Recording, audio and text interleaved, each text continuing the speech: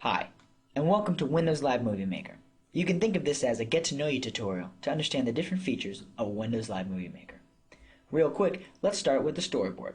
Over here it says, drag videos and photos here, or click to browse for them. So the moment I click, it's going to open up a Windows Explorer tab, allowing me to search for my photos and video.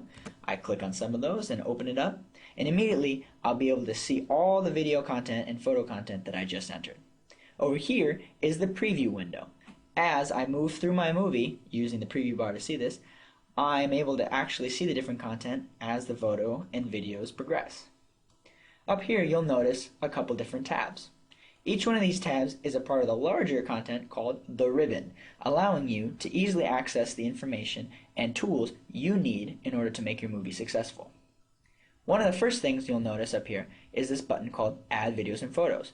So you saw I did it down here in the storyboard. You can also add videos and photos here, also allowing you to add video and photo at a later date. For example, now.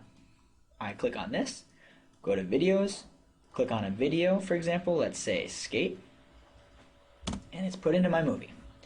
The other thing you'll notice is a button called Add Music.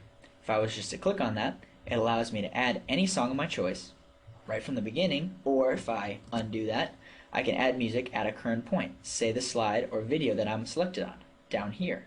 So let's try that. Ta-da! And like anything else on the storyboard, I can move that around at any point in the movie I'd like. A couple other features you'll notice are the ability to add a title, captions, and credits. This button is called Auto Movie. I've already added a song, but let's just remove it for this example. Delete. If I click on the Auto Movie button, it's going to ask if I'd like to add music. Of course I would. I add that same song, and automatically Auto Movie will add titles, effects, captions, opening credits, and ending credits, as well as fit my content to my music. Wonderful. Not only that, but I can also play with the audio mix, so I can listen more to the actual editing on the content, or I can listen more to the music I just added. If I was to go to animations, there's a great new feature called Live Preview, allowing me to hover over any of these transitions to see what it looks like in real time. I can also do that for visual effects.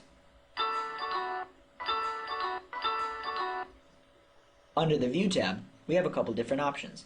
If you'll notice the storyboard here, I can change the thumbnail size from extra small to medium to extra large icons. Personally, I prefer the small icons. It allows me to see a lot of the storyboard while still seeing a lot of the preview pane. I can also choose my aspect ratio from standard 4:3 to widescreen 16:9, depending on the output I'd like to have. Under Video Tools, there's a couple different options here as well. If I click on a video, say for example I'd like to edit that, I can click on the Trim tool and use the live preview bars to find the spot in the trim or the movie that I'd like to edit to. Once I find the spot I'm happy with, I click on Save Trim. And for example, if I was unhappy with the edit I just made, I can go back into the Trim tool, not lose the original trim I just had, make as many edits as I want, and click Save Trim again. Wonderful. You'll also notice a couple other things, such as the fade in and fade out volume feature. For example, in my movie, I've chosen to use fade in medium, which means the music and sound that's in the background of this video clip will fade in at a medium pace. I can also choose fade out. This works the same under music. For example, this soundtrack that I have here, I can choose to fade in slow, medium, or fast, as well as fade out slow, medium, or fast. There's also a feature here called split. So at any point in my entire movie I want to, I can click on the split feature and it splits that song at that exact point, and I can move it around just like any other piece of content to anywhere else on that page. If I wanted to, I can also go back to my home page, click on Add Music at a Current Point, and add another song. It's that simple. So I've shown you the basic features of Windows Live Movie Maker, but what about sharing? With Windows Live Movie Maker, we give you a lot of options for that as well. For example, in 3 clicks, you can upload your entire movie to YouTube. Or, with extensible plugins such as the Live Upload, you can share your video to Facebook. We're also the only free application that's a video editing software that allows you to save your movie in high definition 1080p. Let's take a look at the Save Movie feature. Here I showed you before, you can save your movie in high def 1080p, you can burn it to a DVD, all the way down to standard definition for a portable device or mobile phone, such as a Zune or Windows mobile device, or for a size that's great for email or instant messaging. So that's Windows Live Movie Maker for you.